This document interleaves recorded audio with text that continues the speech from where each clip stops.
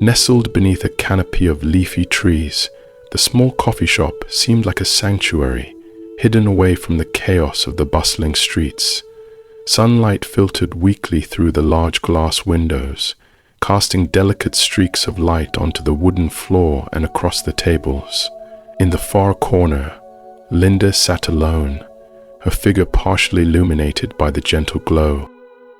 In front of her sat a glass of orange juice, untouched. The ice cubes had started to melt, creating rivulets of water that swirled into the bright orange liquid, dulling its vibrant hue. Linda sat motionless, her head bowed, her fingers tightly interlocked, as though clinging to an anchor to steady the storm within her. Across from her, Henry sat in stark contrast. His crisp white shirt was neatly rolled up at the sleeves, revealing toned forearms, and his phone rested on the table beside him. Yet his focus wasn't on the screen. His eyes, dark and searching, were fixed on Linda. There was an intensity in his gaze, a quiet questioning that hung in the air like an unspoken demand. Finally, Linda looked up. Her eyes, rimmed with red, shimmered with unshed tears. Her lips trembled as she spoke, her voice soft, barely audible above the hum of the cafe. "Henry, I'm pregnant." The words seemed to echo in the quiet space, lingering between them and pushing the world outside into a muted blur. Henry froze, his eyes widening as if she had just spoken a foreign language. A few seconds passed, seconds that felt like an eternity to Linda, before he blinked, breaking the stillness. He quickly forced a smile, though the hesitation that flickered across his face did not escape Linda's notice. "Really?" he said, his voice a little too loud, a little too forced. Wow, Linda, that's amazing. I mean, I'm really happy, but..." The word hung in the air, sharp and jagged. Linda's heart clenched, her breath hitched, and she leaned forward slightly, her voice trembling with urgency. "But what, Henry? Please just tell me. I'm so scared." Henry sighed heavily, his gaze dropping from her face to the glass of orange juice on the table. He didn't answer immediately. Instead, he turned his head to the window, watching the sunlight dance on the pavement outside. When he finally spoke, his tone was measured, careful, as though he were treading on thin ice. "Linda, we're so young. We both have our whole lives ahead of us, our careers, our dreams. Keeping the baby is just not the right decision." The words struck Linda like a physical blow. Her chest tightened, her breathing grew shallow, and the tears she had been holding back began to spill over. Her voice, hoarse and cracked, cut through the heavy air between them. What are you saying?" Henry turned back to her then, and his eyes, which once felt warm and familiar, now seemed cold and resolute.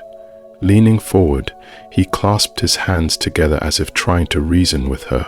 His voice dropped, steady but devoid of the tenderness she longed to hear. "Linda, listen to me. This is the best decision for both of us. You still have your future, and so do I. If we keep the baby, we'll only be holding each other back. We can't let this ruin everything we've worked for." Linda shook her head, her tears falling freely now. She felt the walls of the cafe closing in around her, the once cozy atmosphere now suffocating. Her voice was barely a whisper as she choked out, "You're saying you want me to get rid of it?" Henry reached across the table, taking her trembling hands in his. His grip was firm, almost reassuring, but the warmth she sought wasn't there. "Please, Linda, trust me. This is the right thing to do. We can still have everything we want together. We just need to let this go and move on. We'll be happy, just like before." Linda stared down at their joined hands. She wanted to scream, to pull away, to tell him he was wrong, but her strength was gone, drained by the weight of the moment. Her voice broke as she nodded, almost imperceptibly, and whispered, "All right, take me tomorrow." Henry exhaled audibly, his shoulders relaxing as though a great burden had been lifted from him. He smiled, a pale imitation of his usual grin, and said, "Good, that's the right choice, Linda. Don't worry, everything will be fine." But Linda didn't reply. She kept her gaze fixed on the table, her tears falling in silent streams, pooling and staining the aged wood. The tiny uneven spots left behind seemed to mirror the jagged pain in her heart. Henry, oblivious to the depth of her anguish, leaned back in his chair, pulling out his phone and placing it in his lap. He glanced at her one last time, his smile unwavering. "You'll see, it'll all work out." Linda's silence lingered as she traced the edge of her glass with her finger, her thoughts far away. Outside, the sunlight dimmed as clouds began to gather, casting long shadows across the little coffee shop. Inside, Linda felt as though a part of her had been irreparably lost in those few moments left behind on that table, along with the melting ice and her fading hopes. The pale morning sunlight seeped through the curtains, casting a soft, lifeless glow across Linda's small bedroom. The stillness of the room was broken by the persistent vibration of her phone on the nightstand, its sound cutting through the silence like a sharp blade. Groggily, Linda reached for the phone. As she unlocked the screen, her heart sank at the message staring back at her. "Something urgent came up with my family. I can't go with you today. I've sent you some money. Take care of it on your own and let me know once it's done. Love you." It was from Henry. Linda froze, her eyes scanning the message again and again, as though hoping the words might somehow change. Her hand trembled, and her chest tightened as the meaning sank in. Her throat felt as if it were closing, and her eyes burned with unshed tears. Yet no tears came. She sat there for what felt like an eternity, her mind blank, but her heart heavy with despair. Slowly her hand drifted to her stomach, cradling the spot where she had once imagined a new life. Now, it felt like a dark weight, a silent burden she could not escape. With no one to turn to, Linda got up and began preparing for the day ahead. Her movements were mechanical, devoid of life or purpose. She gathered her things, put on her coat, and stepped outside into the cold morning air. The street leading to the clinic was eerily quiet. The normally bustling sidewalks felt deserted, and the few people who she passed seemed like shadows, blurred and distant. Each step she took felt heavier than the last, not from physical exhaustion, but from the immense sorrow crushing her spirit. The clinic was located at the end of a narrow alleyway, its weathered brick walls stained with the grime of passing years. A dull, flickering sign hung above the entrance. Linda pushed open the heavy door, and the sterile smell of disinfectant assaulted her senses.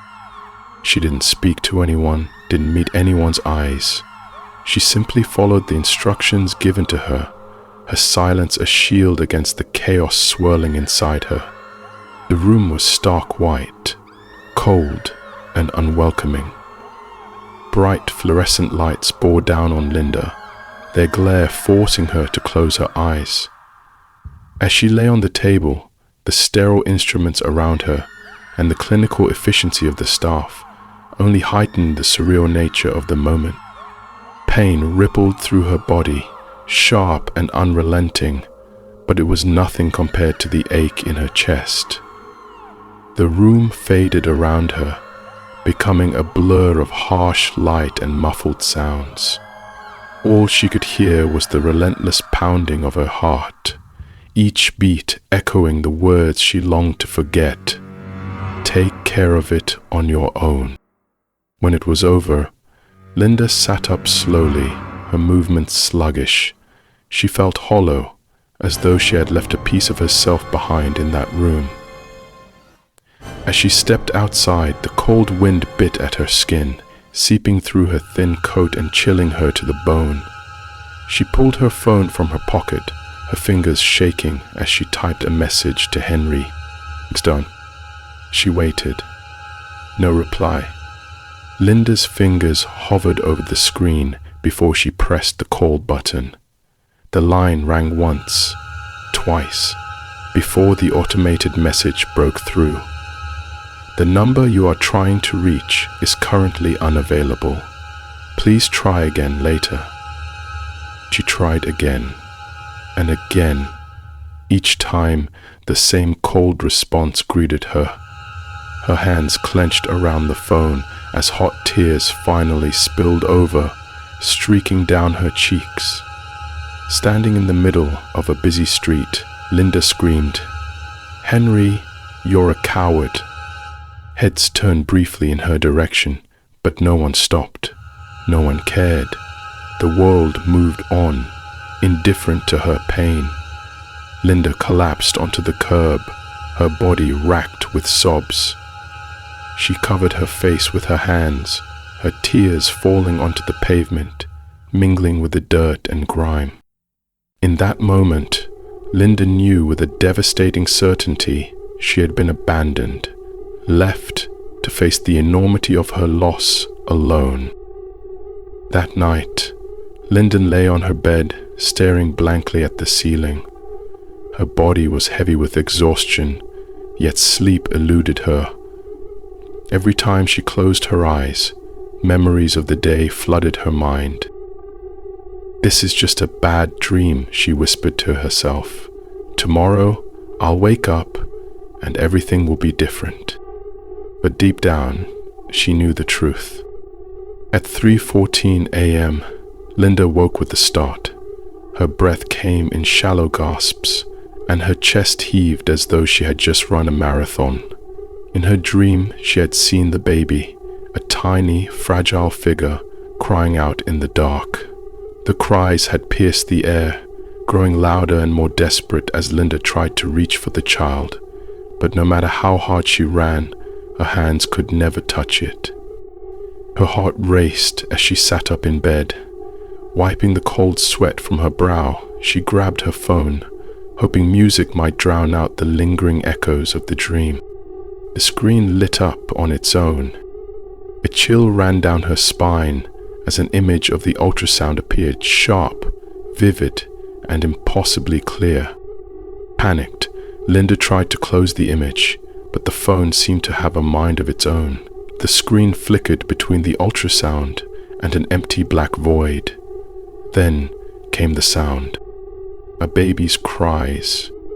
Soft at first, then louder, closer, filling the room until Linda couldn't tell if they were coming from the phone or from somewhere in the shadows. She whipped her head around, searching for the source, but all she found was darkness. Suddenly, a searing pain tore through her abdomen, doubling her over. The agony was overwhelming, as if 1,000 knives were stabbing her simultaneously. She tried to stand, but her legs felt like lead, her movements sluggish and uncoordinated. A cold numbness crept over her, spreading from her core outward. From the bathroom, she heard water running, followed by a slow, deliberate scraping sound, like nails dragging across glass. Linda's breath hitched, her eyes locked on the bathroom door. A small figure stood in the shadows, just visible in the faint light spilling through the doorway. It was a child. The figure's eyes were large and impossibly dark, filled with a sorrow so deep it made Linda's chest tighten. Those eyes bore into hers, accusing and unrelenting. Linda opened her mouth to scream, but no sound came. The child moved toward her, its small face contorted with anguish and rage. Linda stumbled backward, her legs giving out as the room spun around her. The icy chill deepened as the figure loomed closer. Just before she lost consciousness, a faint whisper reached her ears, haunting and filled with despair. "Mummy, why?" Linda awoke on the floor, her body cold and aching. The room was still, the bathroom door ajar. The only sound was the faint ticking of the clock, marking the passage of time that felt as unreal as the night before. But Linda knew it hadn't been a dream. The relentless sound of the doorbell echoed through the stillness of the room, accompanied by the sharp vibration of Linda's phone. The cacophony shattered the silence, dragging Linda from her uneasy slumber. Groggily, she stirred, her eyes fluttering open. She jolted upright when she realized she wasn't on her bed, but sprawled on the cold, hard floor. Pale sunlight filtered through the sheer curtains, casting faint patterns on the walls. Linda's skin, almost ashen, glowed faintly under the dim light. She winced as a dull ache throbbed in her head, a weight pressing on her temples. Her hand instinctively moved to her stomach. There was nothing unusual, no blood, no pain. Everything seemed normal, yet a deep, lingering unease coiled itself around her heart, refusing to let go. Her phone buzzed insistently in her hand. With trembling fingers, she answered, and a familiar voice filled the void. "Linda, where are you? There's a test today." Linda closed her eyes, trying to steady herself. Her voice came out hoarse and weak. I'm not feeling well." I forgot. "What do you mean, you're not feeling well? Get up," begged the professor to let you retake it if you have to. The call ended with a sharp click. Linda stared at the phone for a moment before setting it down. With a long sigh, she whispered to herself, "It was all just a nightmare, nothing else. I'm just overthinking." She hauled herself to her feet, the exhaustion weighing her down like a heavy cloak. Making her way to the bathroom, she flicked on the light and turned the faucet. At first, the water gurgled out in a soft stream, but as Linda leaned closer, the flow sputtered and stopped. In its place, a series of guttural, choking noises emanated from the pipes, sending a chill racing down her spine. Frowning, she twisted the faucet handle again, but nothing happened. Her gaze shifted upward, catching the mirror. She froze.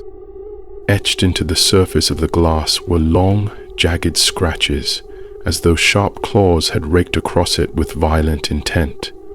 The lines crisscrossed in chaotic patterns, casting eerie shadows in the dim bathroom light. Linda stumbled back, her heart hammering in her chest. A cold draft brushed against the nape of her neck, making her shiver. "This isn't real," she muttered, her voice trembling. "I'm just tired. It's all in my head." But her hands betrayed her, shaking uncontrollably as she reached for the bathroom door and locked it. She stood there for a moment, staring at the door, as if to ward off whatever force seemed to lurk in the shadows. Determined to shake off the unease, Linda dressed quickly, grabbed her bag, and stepped out into the bright morning sun. The warmth of the day did little to ease her growing anxiety.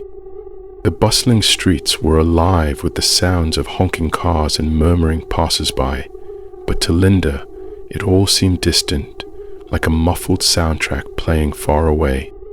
As she walked along the sidewalk, a faint sound tickled the edge of her awareness. It was a baby crying. At first it was faint, so faint that she dismissed it as a trick of her imagination.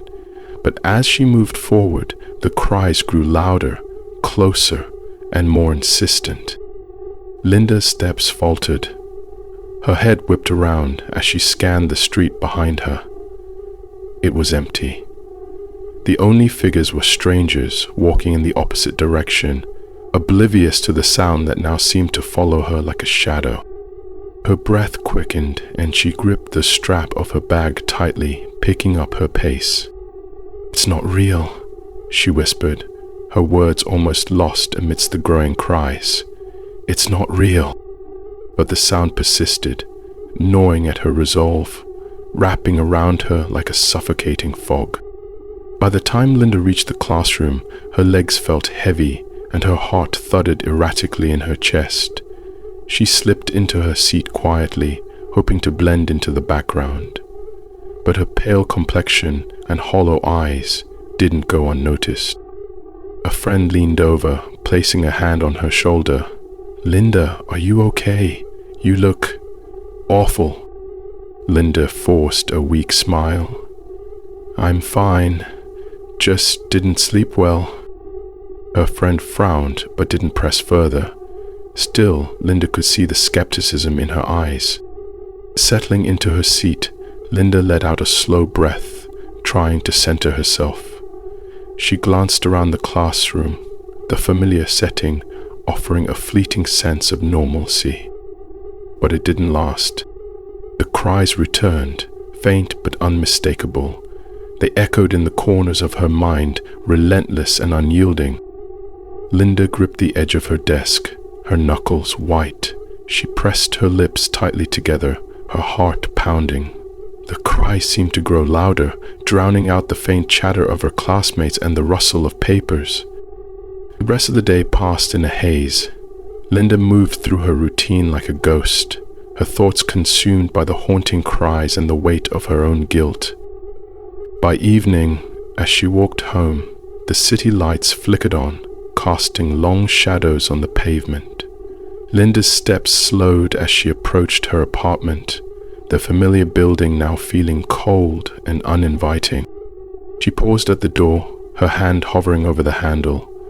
For a moment, she debated turning around, walking until she was far away from everything, the sounds, the memories, the regrets. But there was nowhere to go. Pushing the door open, she stepped inside and let it close softly behind her. The silence of the apartment swallowed her whole. Linda leaned against the wall, closing her eyes. The sound of the baby's cries still lingered faintly in her mind, but it was quieter now, like a distant memory she couldn't escape. She whispered into the empty space, her voice barely audible. "I'm sorry. I'm so sorry." The words hung in the air, unanswered, as Linda slid down to the floor, her knees drawn to her chest. And in the quiet of her apartment, the weight of her guilt settled in once again, relentless and suffocating. Linda sat alone in her dimly lit room, the glow of her computer screen illuminating her pale, drawn face. Her fingers moved feverishly across the keyboard, typing and clicking in a desperate attempt to distract herself. The steady rhythm of her work filled the silence, but it was a hollow kind of noise, one that could never drown out the storm raging in her mind. No matter how hard she tried to focus, the weight of her guilt clung to her like a shroud. It pressed down on her chest, suffocating and relentless. The clock on the wall ticked steadily, its hands moving in their mechanical rhythm. But as Linda continued to type, the ticking began to distort, the sound stretching unnaturally as if the room itself were bending under the strain of her emotions. Finally, she stopped. Her hands hovered above the keyboard before she let them fall to her sides. She leaned back in her chair, her eyes closing briefly as a weary sigh escaped her lips. Then it began. At first, it was faint, a soft, distant wailing that seemed to drift in from nowhere. Linda's eyes snapped open, her body tensing. The sound grew louder. It was unmistakably the cry of a baby. "No! No, it can't be," she whispered, her voice trembling. But the cries only intensified, moving closer, surrounding her. They pierced the quiet of the night, filling every corner of the room with their heartbreaking echo. Linda's breath quickened and she froze in place, her wide eyes darting to the door of her room. And then came the scratching. A grating, screeching noise, like nails raking across wood, joined the cries. It scraped along the door, slow and deliberate, each sound like a jagged knife tearing at her composure. "Mummy?" The voice was soft but chilling, a whisper that seemed to burrow directly into her mind. Linda screamed, pushing back from her desk. Her chair toppled over as she stumbled to her feet. She turned and bolted for the door, yanking it open in a desperate bid to escape. The hallway outside was dimly lit, the flickering light overhead casting eerie shadows on the walls. She pressed herself against the wall, gasping for breath, her heart pounding in her chest. But as she glanced toward the corner of the hallway, she froze. There, in the shadows, stood a small figure. It was a child, no taller than her knees, shrouded in darkness.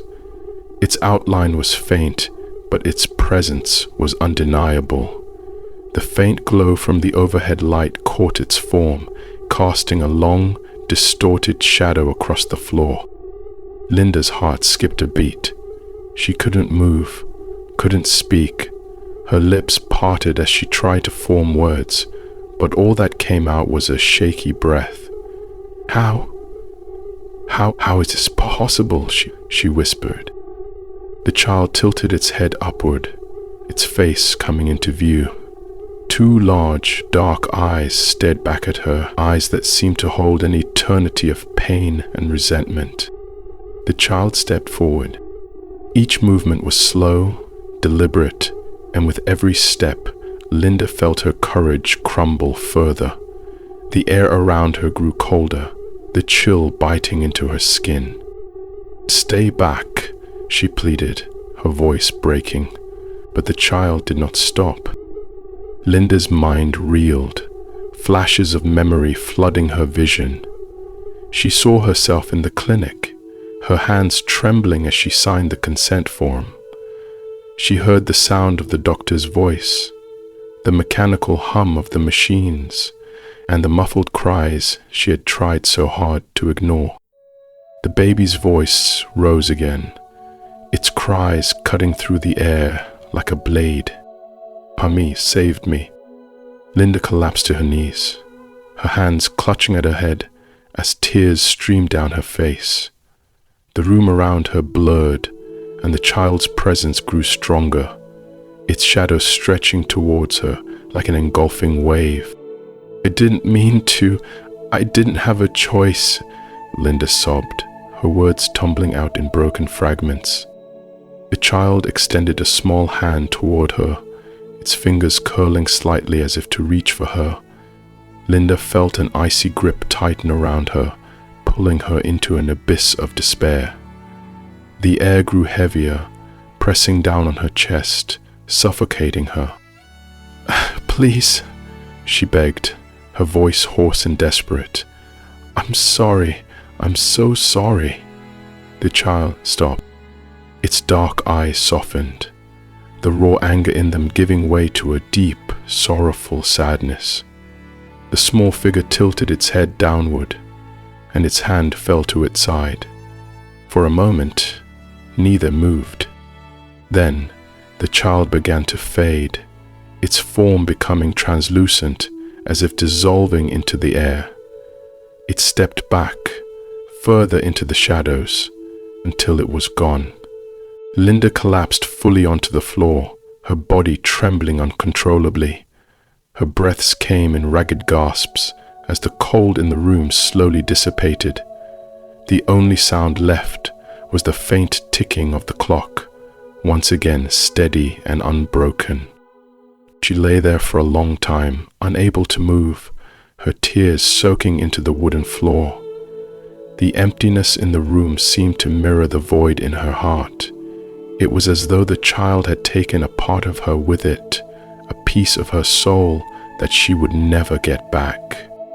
Linda closed her eyes, the echo of the child's cries still ringing faintly in her ears, and though the room was now silent, she knew the haunting would never truly leave her. After that harrowing night, Linda became a shadow of her former self. Each morning, as she opened her eyes to the weak light filtering through her curtains, she felt a heavy weight settle over her chest. It was a pain that never faded, a constant, dull ache that gnawed at her soul. Her daily life began to unravel.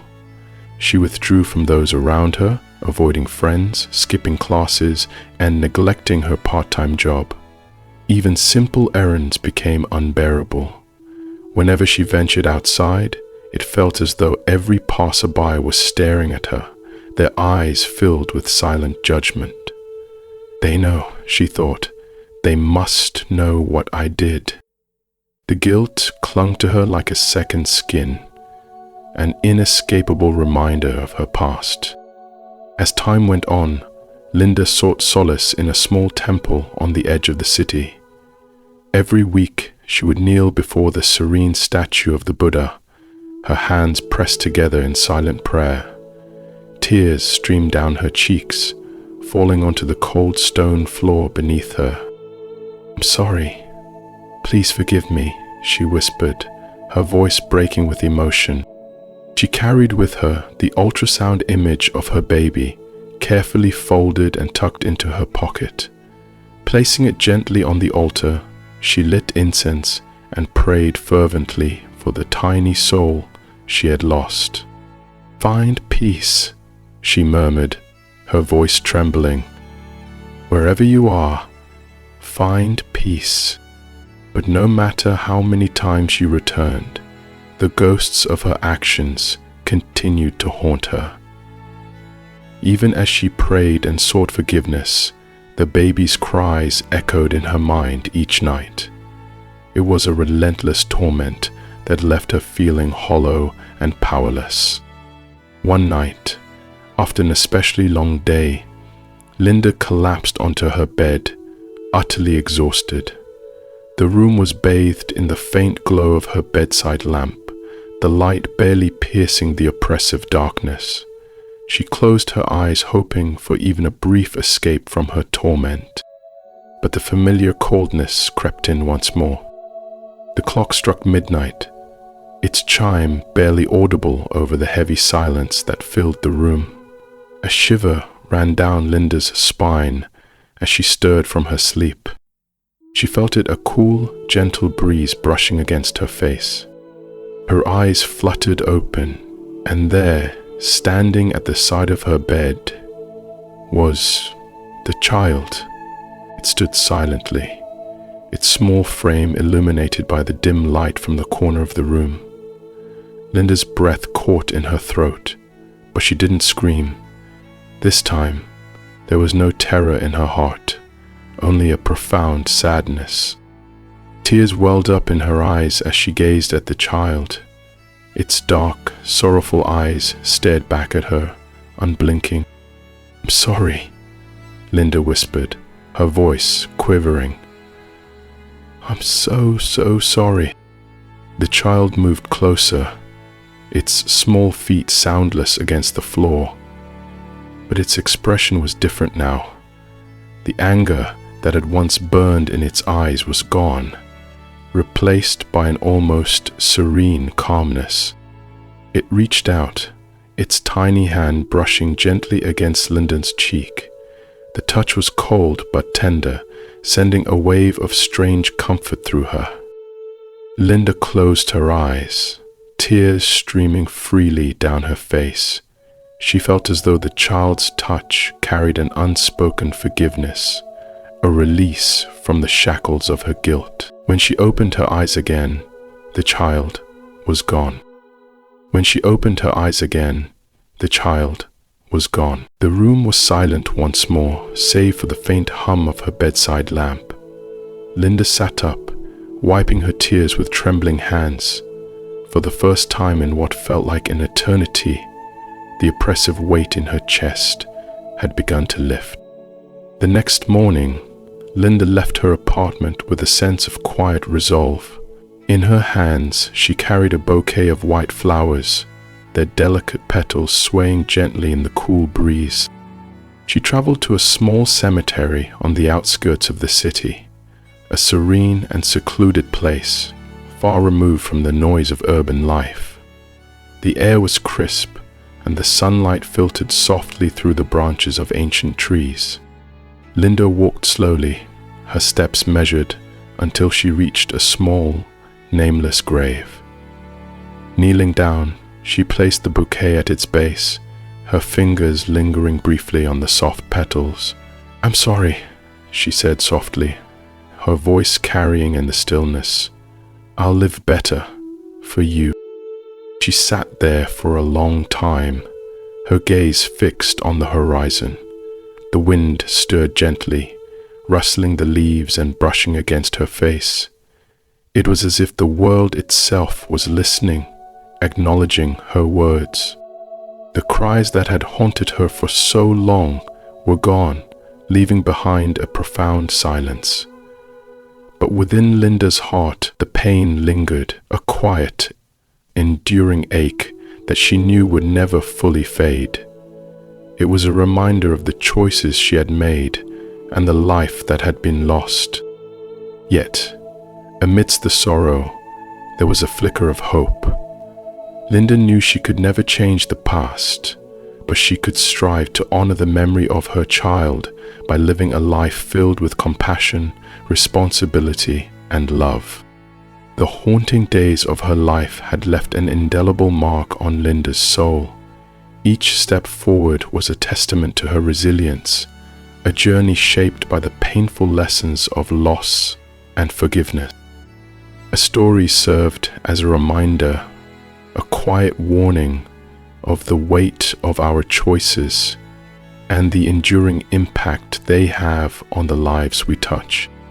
As she rose from the grave and walked away, the wind carried her whispered promise into the sky. "I'll never forget you." If this story has touched your heart, please click like and subscribe to the Unheard Truth Stories channel to continue exploring emotional and meaningful spiritual tales with us. Don't forget to turn on the notification bell so you won't miss any of our latest videos. Thank you for watching, and we'll see you in the next story.